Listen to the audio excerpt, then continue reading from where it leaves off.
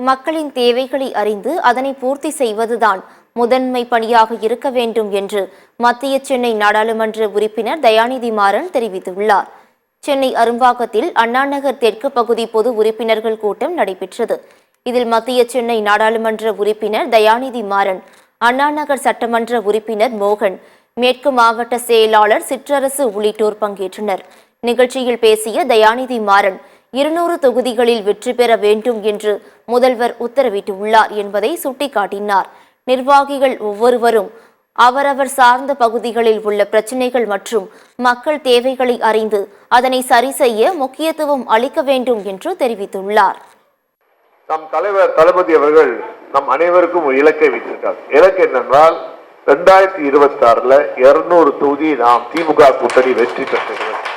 எப்பவுமே நம்ம நல்லா போயிட்டு இருப்போம். ஆனால் மக்கள் எதிர்பார்ப்பு மாறிக்கொண்டே இருக்கும். மக்களை திருப்திப்பட்டு கொண்டிருப்பதுதான் நம்முடைய முக்கியமான வழி. இந்த 15 மாசம் கடகடகடன்னு ஓடும்.